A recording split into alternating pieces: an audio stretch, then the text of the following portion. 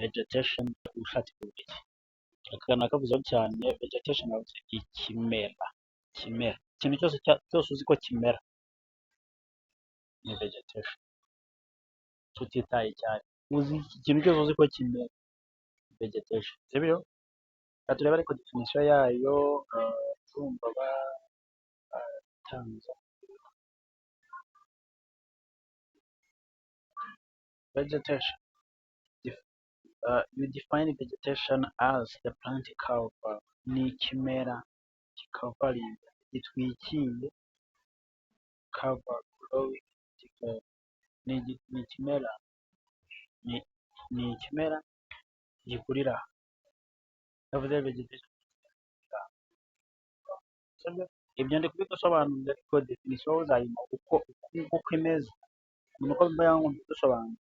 Also by it is also a ground cover provided by plants. Biriya bintu bimera hasi, biriya bintu by'ibimera bimerera hasi. Nakwibaza ngo ese types ni amoko angahe y'ibimera? Amoko angahe y'ibimera? Tugiye kureba dusange ari abiri.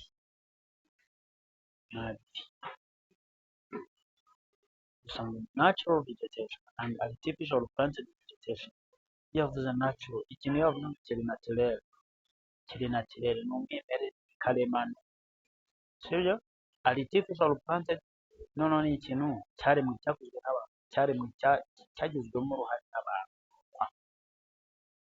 Akenshi hari ibyo bavuga ngo byaremwe n'Imana, ibyo biba ari natural, ni karemano.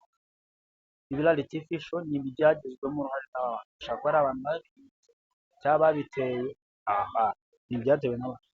Definition: natural plants refers to plants that grow in given area without human influence. Ni ibihingwa bikurira ahantu bitaragizwemo uruhare n'umuntu. Ubwo urumva yuko ibyo bitwa ngo byarimejeje, ariko nyine byaremwe. Ibyimejeje nibyo bita natural. Artificial noneho ni ibyatewe n'abantu, ubwo ni ibyagizwemo uruhare n'abantu. Bavuze ijambo influence, bavuze uruhare, influence of people, uruhare rw'abantu, influence of soldiers, uruhare rw'abasirikare, soldiers, uruhare rw'abasirikare, influence of Rwanda, uruhare rw'u Rwanda, influence of different things, uruhare bitandukanye. So wenda tukanze turebe ingero za natural vegetation.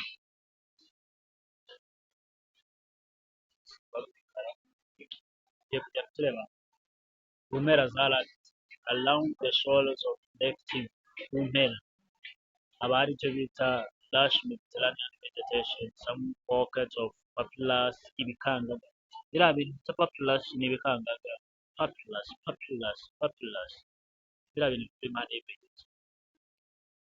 Virunga region, Virunga region ni Virunga, igice cyo mu Virunga. Simple tujye kureba ngo ese ni ibihe bihari bya karemano. Bambo, imigano, moorland n'ubundi bwoko bw'ibihamera, small patches of forest, ishyamba ariyo bwoko bw'ibibaya bya kimeza. Akagera National Park haba harimo ibihingwa bigiye bitandukanye. Nawe ufite uburyo wafata uzaborokemo nka bibiri, uburyo umuntu akoresha mu rugero rwa natural vegetation, ugatanga kamwe muri ibi, nta kigoye kirimo. Nyungwe forest naho harimo iki? Umuntu ashaka kubaza urugero rwa natural forest. Natural forest si ishyamba kimeza, ushaka kumamo Virunga forest, Akagera National Park forest, ishyamba ry'imejeje ni na Nyungwe. Nyungwe niyimejeje, hari umuntu uvuga ko Nyungwe bayiteye? n'ibindi bigiye bitandukanye. Importance of vegetation akamaro kagiye kakamaro. Akamaro ka vegetation ni akahe? Ibimera ni iki? Ibimera niho tuvana imboga zo kurya, niho tuvana no mu mutwe wawe ibitekerezo. Ibimera bitumariye iki? Subirinde isuri. Ibimera si bwo tuvana ibyo kurya, imboga n'imbuto. Ibimera niho tuvana ibyo turubakisha nk'ibiti n'ibindi. Ibimera ni source of money, tubona amafaranga. Iyo ufite ishyamba ukaritwikisha you get money. Ibimera bifite different importance. Izi importance uzazisoma, cyokora kandi zikubwire source of raw materials bijyanye bikoreshwa mu gukora ibindi bintu. Niho nakubwiraga timbers, imbaho, furniture making, boat making.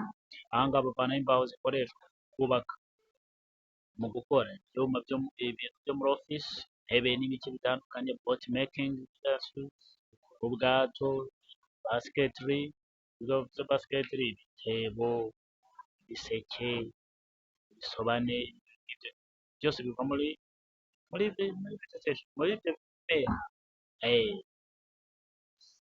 Source of herbal medicine, havamo imiti ituma za kimari, harya kimari ntabwo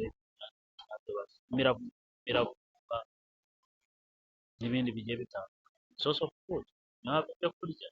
Source of fuel, imbaraga hava ibyo gucana, fuel ibifuzo by'umuriro, so tuvana si zo gucana.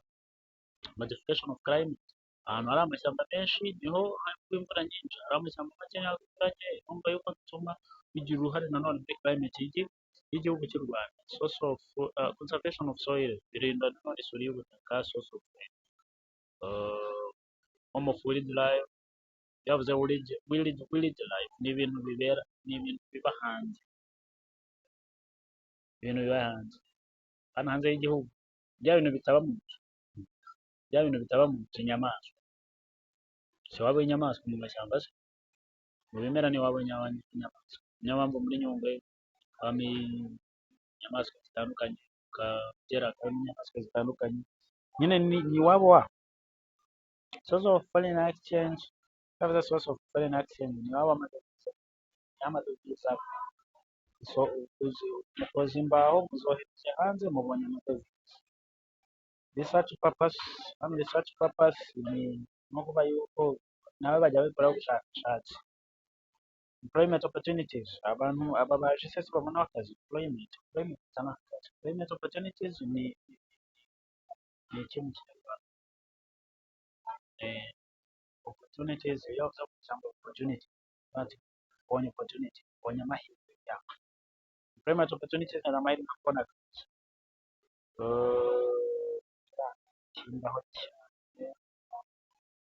Negative effect,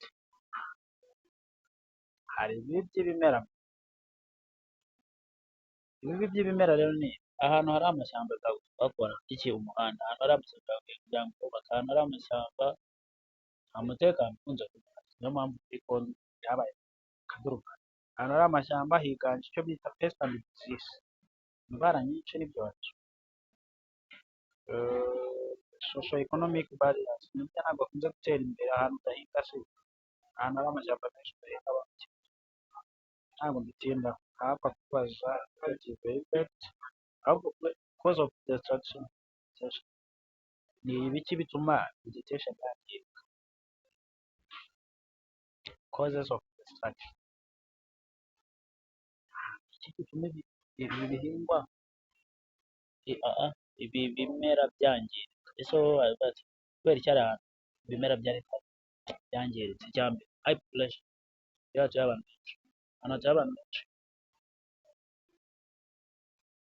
nako abantu iyo bari kwiyongera, aho ibihingwa byari bakuvanaho bakubakaho cy'abana se lumbaringa. Ububaji nanone butuma bukenera imbaho, bituma batema ibiti nyine bagatema urbanization, gutera imbere kw'imijyi. N'umujyi uri kwaguka, ahari amashyamba bayavanaho kugira ngo bubake imijyi yabo. Hashikana meteke condition, noneho ikirere nanone kuba gike. Niba ikirere niba ahantu higanje, iyo uvuze hash ni ikintu kibi, climatic condition ni uburyo ahantu hateye nabi, climate yabaye wenda izuba ryinshi, niba hari izuba ryinshi ibiti byose bizaba byangiritse, nayo ni cause.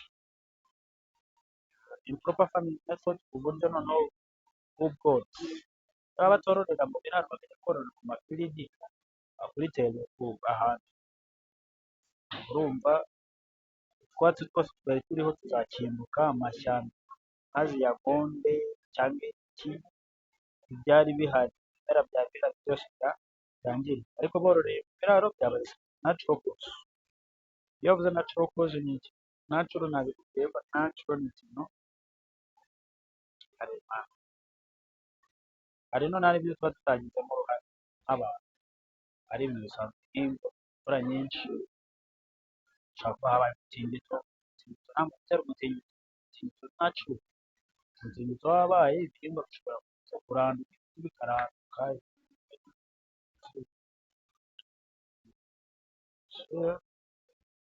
ibirunga bishobora kuruka aho byarutse, se ubwo ikirunga cyaruka ibitaka bigasa, ibiti byari biri aho hafi n'ibyatsi byari biri aho hafi byose birashya bigashira. Biotic factors ni inyamaswa, ahangaha biotic biva ku ijambo biology, ni ibimera, inyamaswa n'ibimera, kwanza reka twibande ku nyamaswa, hano nanone inyamaswa zishobora kubyangiriza bigakenda. Conservation measures, those conservation measures,